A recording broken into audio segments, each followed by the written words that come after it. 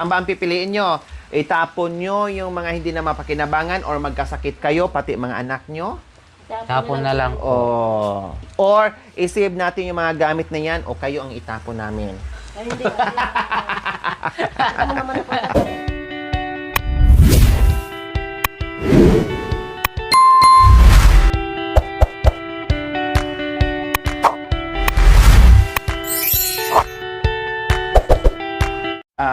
itong mga gamit nyo na mga sira-sira, i-dispose ko to. Ibig sabihin, itapon ko.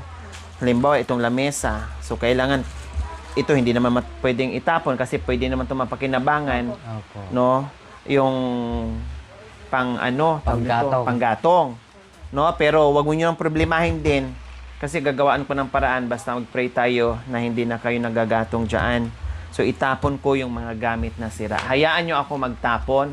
Hayaan nyo rin ako na unti-unti kong mapapalitan yung mga gamit nyo. Okay? Opo. Kasi ayaw ko na makikita dito na ganito. Hindi ko naman kayo anong sabihin yung tamang words mga kabayan. Gusto lang namin na mapaayos yung loob ng bahay. No, alam ko naman, naintindihan namin lahat na kung bakit ganito yung sitwasyon sa loob ng bahay nyo. Kasi nga, nabanggit nyo sa akin na ito galing sa kapitbahay, Opo. ito napulot Galing. ko, Ito binigay ng ate, binigay ni kuya, binigay ng kapitbahay, pinulot ko. So, naintindihan namin yon. Ito Kaya po, nakita napulot ko. namin, oo, tama. Nilagyan ko lang po ng So, naintindihan namin kasi narinig naman namin yung sagot nyo sa mga tanong ko kung bakit nagkaganito, ganyan. So, naintindihan namin yun. No? Naawa kami sa sitwasyon, ako at yung ating mga manunood at mga sponsors. Lalo na ito, yung mga Durabox yung naitanong ko, akala ko dahil kay Kuya Prince, kay Kuya Prince na pag nagwala siya, binabasag niya. Hindi. Yun pala ay talagang itatapon na, no? Pero Wala. binigay sa inyo at napakinabangan nyo pa kahit Ayan. paano. Dati ito, nabubuksan ko na lang ganyan. Oo. So, Balik ko na ngayon, mag-general cleaning tayo Ito, alis. unti-unti at itapon natin yung mga dapat itapon Ito, mga at ito palitan na, natin mga ng unti-unti yung mga luma. Ha? Ganun ang gagawin natin, ha? Lahat ng hindi na mapakinabangan dito sa bahay, Ate Princess and Kuya Jerome, huwag na natin i-save. Kasi, number 1, ipisin. Pangalawa, dagain. Opo. Pangatlo, ahas. Meron Oh, mo yun. ako nakita ng hashtag. No, sabi ko sa iyo. Opo, sa... Hindi baling ahas ni Kuya Jerome napapasok sa lungga. Huwag na yung totoong ahas. Totoo ka, po talaga. Oh. Walang ito. Oh, sabi ko na nga, tus ko tumayo yung balahibo ko mga kabayan. Baka Matagal na mamaya po pag rin. mag-general cleaning kami. Matagal Matagal, na po. nandyan pa yung nanay sigurado. Mga daga na lang po meron. Yung tatay nandyan, sigurado. Yung tatay nandyan kay Kuya Jerome. Patay ko na rin. Diba? Tatawa. Kuha ka ng itak-itakin natin yung tatay kasi dyan nagmumula ang mga anak. Oh, so yan ang gagawin natin. Kasi alam mo kung bakit. Hindi naman bash sa mga viewers or sa mga sponsors natin. Bagkus, ang gusto nila na safe kayo, Apo. mapabuti ang health nyo, at nag-aalala sila sa iyo lalo ka na kasi may hika ka. Oo pa. Ang hika, bawal kung ano-anong maamoy na ibang amoy at lalong-lalo na itong higaan nyo na nagpupulbo na yan. Katulad ngayon, nag-uusap tayo, marami nang pumapasok yan sa ilong at sa bibig sa bibig natin at sa ilong natin. Marami na. Kasi nagpupulbo na yan, lalo na malakas na ang electric fan. Opo. Sumabog na yan. Hindi lang natin naramdaman. No, Yung kasi po- sobrang yung pong liit. nag-a-atching, ganun. Oh, kaya minsan nababahing tayo, Anak po, kami. sinisipon tayo, inuubo tayo dahil po sa mga yan. Kaya kahit magwala or iyakan ng anak mo, masanay din yan. Kailangan nating i-dispose yan kaysa magkasakit kayo lalo. Opo. May hika ka na nga. Mamaya maapektuhan pa ng baga ng anak mo. Plus yung panganay mo. May sakit na nga ang panganay mo. Madagdagan pa, maapektuhan pa yung baga. Plus ikaw lalo. Baka nga dyan nakuha ang hika nyo or sakit sa baga. Oh. Di nga ako nagkasakit ng baga ate, pero nagkamot ako ng ano. Oh, diba? Oh, sabi kasi nagkaroon ka ng PTB, TB, ganon. Opo. Nagkamot naman po ako ng anim. Tapos na. Tapos may hika pa. Oh, see? Di ako nagkamali sa mga nakikita ko at possible na mangyari sa inyo. So, ngayon, sabi ko nga, Kina. mag-general cleaning tayo. Opo. Tulungan ako ni Jerome. Lahat magtulong-tulong tayo. Plus, alisin ko lahat yung hindi na talaga mapakinabagan na sobra na talagang sira. No? And then, unti-unti nating ibalik or unti-unti nating bibili ng mga gamit. No? Para mabago at higit sa lahat, hindi kayo magkakasakit lalo. Okay? Ha? Okay ha? At saka gusto ko, yung mga halimbawa, yung mga damit na hindi na nasusuot at Opo. sobrang dispose na. Opo. No? Yung mga gamit, dispose na. No? Pwede nga lang pong ipimigay yung mga pamangkin na lang. Pamigay. Opo. Huwag yun ang ibigay. Kasi basura na nga tapos ibibigay. Doon na naman sila magkasakit na naman sila. I-dispose na. No, i-dispose na yung hindi na hindi na kaya, wag nang ibigay. Kasi kung magbigay ka na alam mo namang patapo na, wag na. Kasi magkakalat lang din yan doon sa loob ng bahay nila. Opo. O gagawin lang din yan ng basahan. O, di ba? So ganun ang gagawin natin. So ito, nakarinig tayo ng komento sa mga viewers natin, no? Normal lang 'yon. Hindi sila binabash, no? Hindi kayo binabash o hindi kayo minamaliit. Bagkos nag-care sila sa inyo, may pakialam sila kasi nag-aalala lang sa kalusugan nyo, lalong-lalo ng mga bata plus kayo. So nag-alala lang sila, ibig sabihin mayroon silang pakialam, may pagmamahal sila, no? Ayaw lang nila na mahirap na nga ang buhay, magkasakit pa. O, di ba? Ayan. So, sa sobrang tipid at sa sobrang Kuya daw. sa mga gamit, yung pala doon kayo nagkaroon ng sakit. Doon yung nakukuha. O, di ba? Oh! In-explain ko ni Ate Princess, hindi lang pala hika na nagkaroon si Ate Princess ng hika. Nagkaroon din siya ng TB before. Baka daw dito niya nakuha. Hindi ko po nga alam ate. Oh. Nagamot na. Nag-graduate mo na. And then, anong sabi ng doktor? Okay na. Hika na lang ang naiiwan. Oh. Kasi number 1 yon. Ang TB kasi mga kabayan, hindi porke umiinom ka, nagyoyosi ka, pero malaking percentage na doon nakukuha. No? Hindi lang nagiinom ka, hindi lang nagyoyosi ka. Dahil din sa puyat, sa stress, sa pagod, sa usok, sa alikabok, in everything, nandoon na lahat-lahat mga kabayan na nag-cause na magkaroon ng matamaan yung baga. So, possible, dahil sa tagal na panahon na itong ginagamit, tingnan nyo naman itong ginagamit nila, oh. Ano po? Diba? Tinitiis lang namin. Pulbo na. Wala pang sapin, pulbo na. Sa amin nga, after 5 years. Ayun po yung sapin nyo, tinatanggal lang naman. O, di ba? After 5 years or before 5 years po mga kabayan, kahit alam namin na pwede na, no, pinapalitan ko na yan. Pinamimigay ko na nila ni Cha yan or kanino man nandiyan. No, dinidispose ko na. Matagal na kasi yan ate, 12 pa yan, 2016 pa yan. Oo. Kaya pulbong-pulbo na. 'Di ba? So, ayan ha, may usapan tayo ha. Baka mamaya, ay, tinapon ni ate, ay, ano-ano. Itapon natin para hindi basura tingnan dito sa loob ng bahay.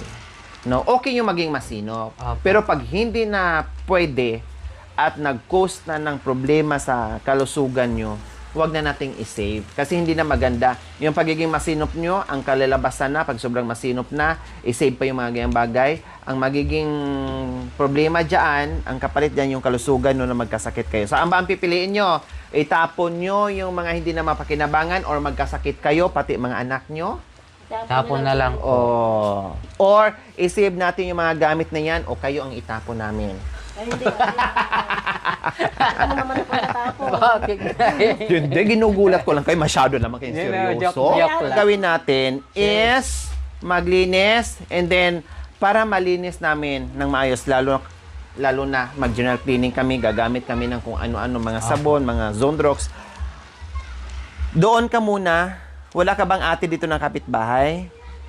Na pwede ka munang, doon ka muna habang kami maglilinis ito kasi ang mga bata magulo at ikaw malalanghap mo ang Zondrox, kung ano gagawin namin dito, hingalin ka, hikain ka, mga bata, hindi namin maayos kung anong dapat kasi magulo, takbo doon, takbo dito. Ngayon na po, ate.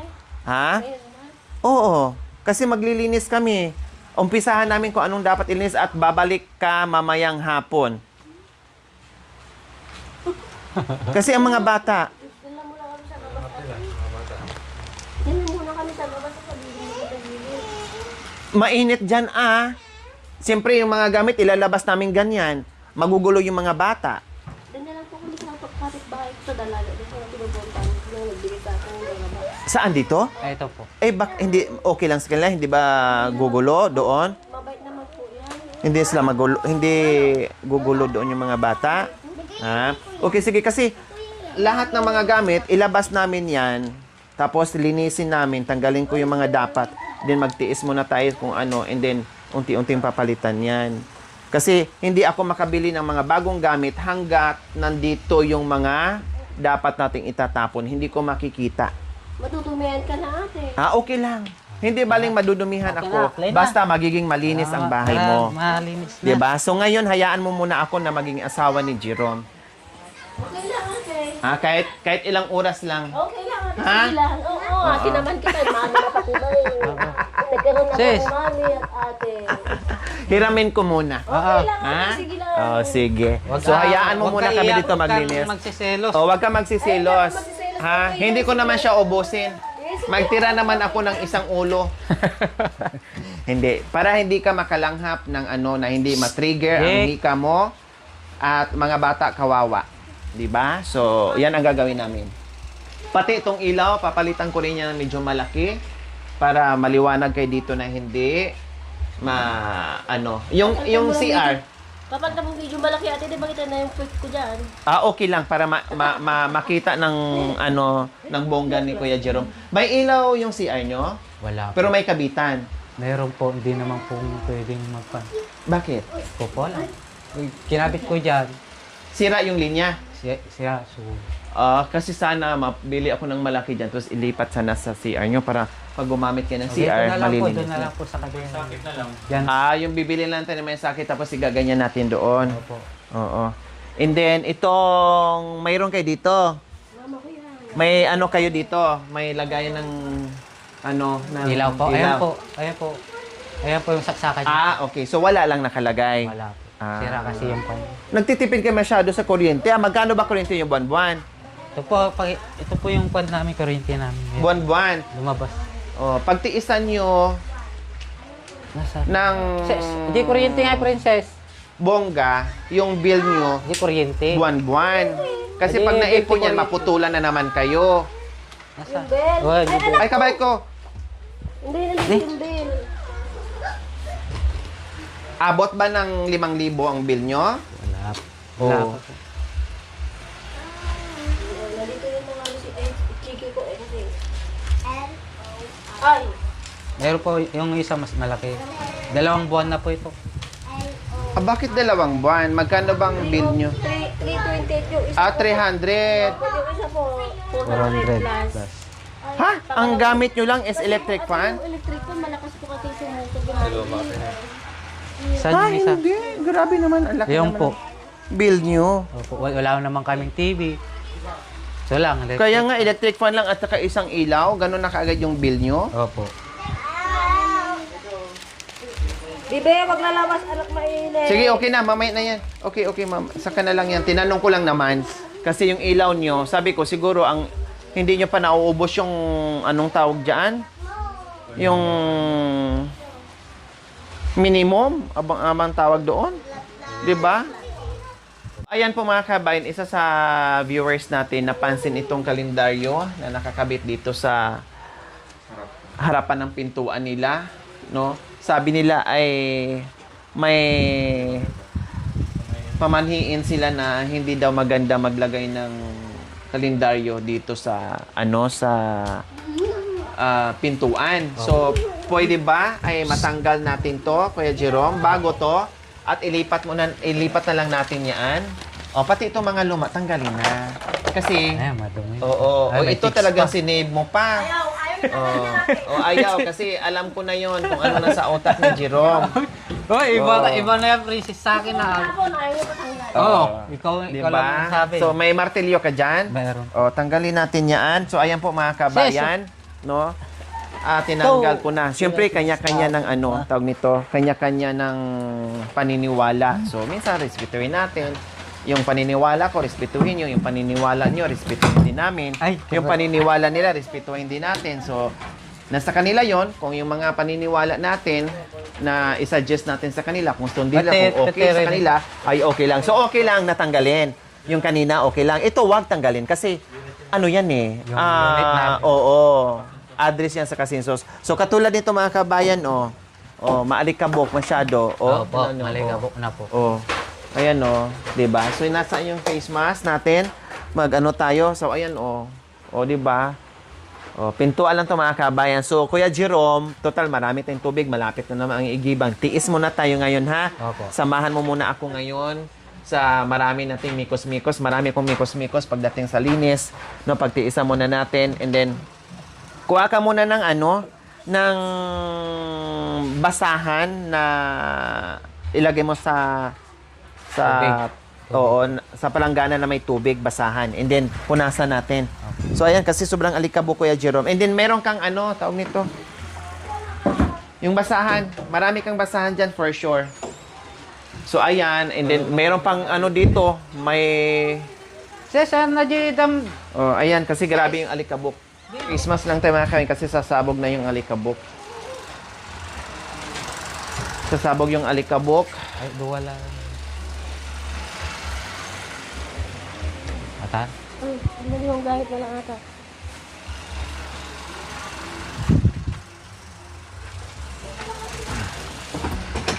Palanggana. Rata?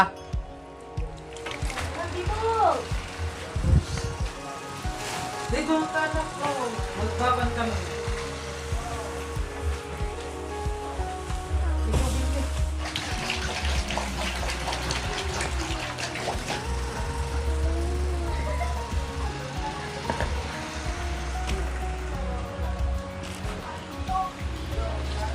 Ano yan?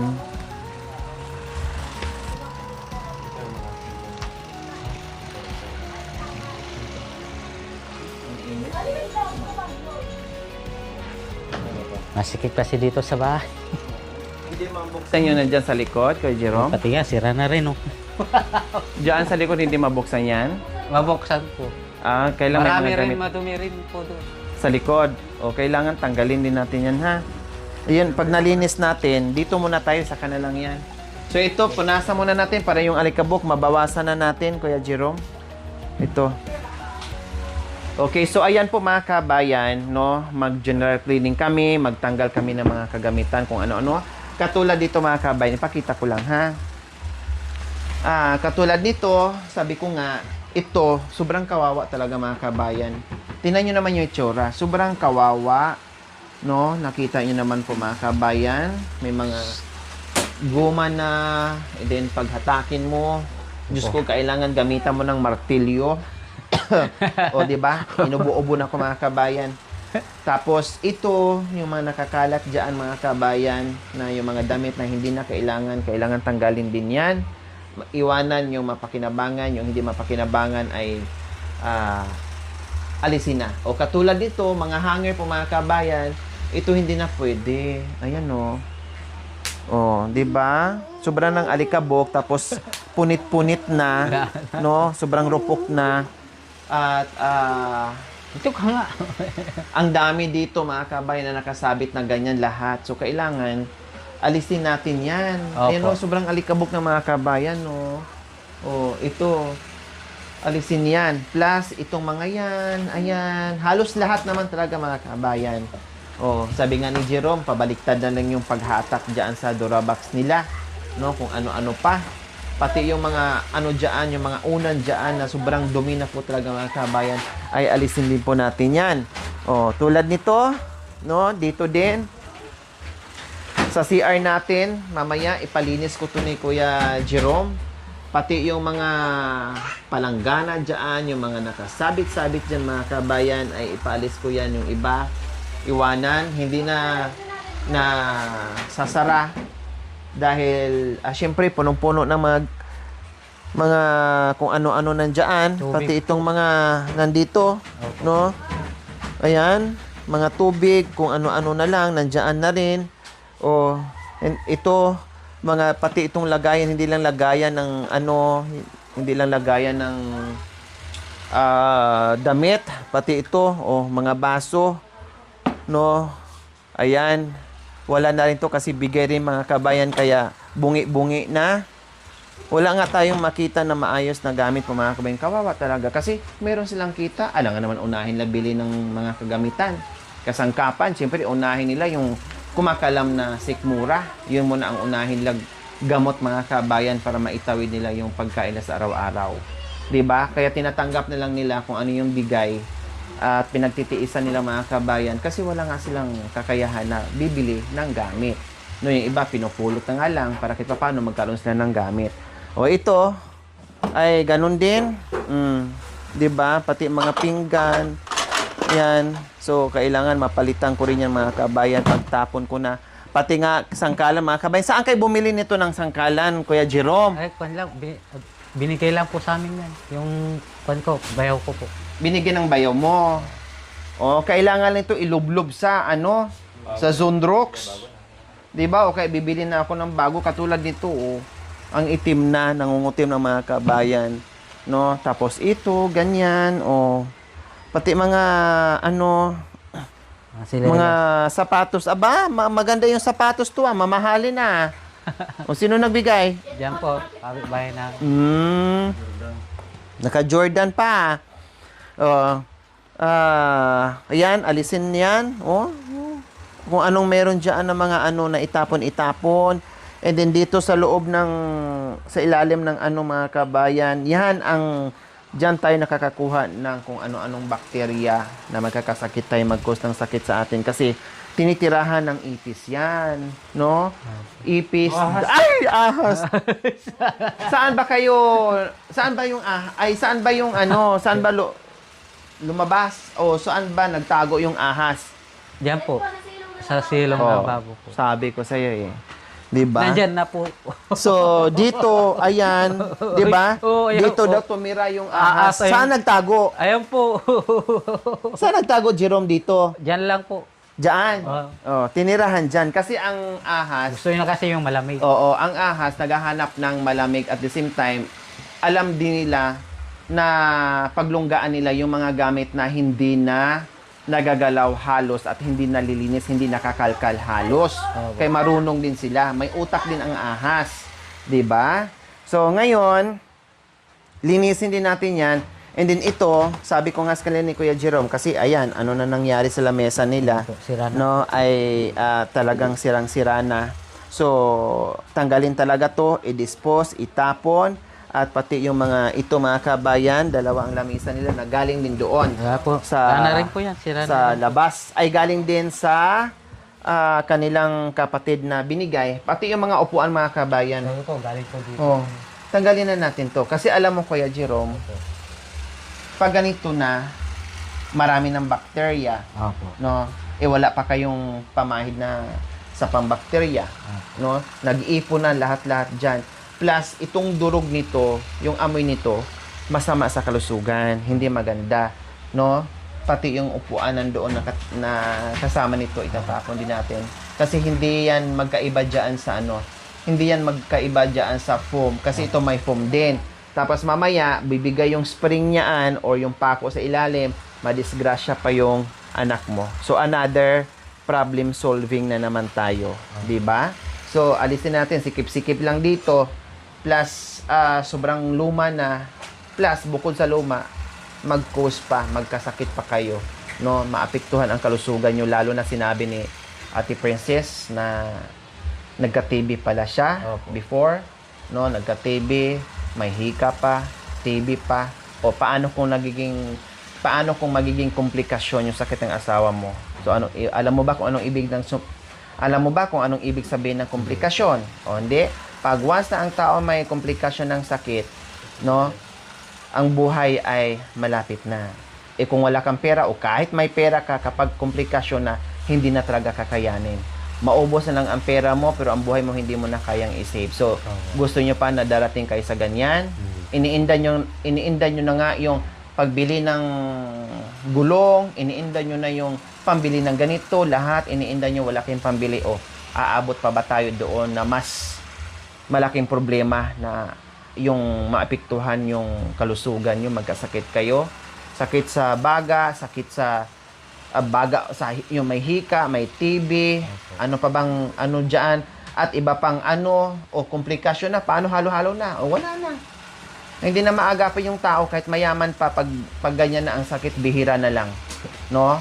Okay, so yan ang gagawin natin. Kaya nandito ang buong team.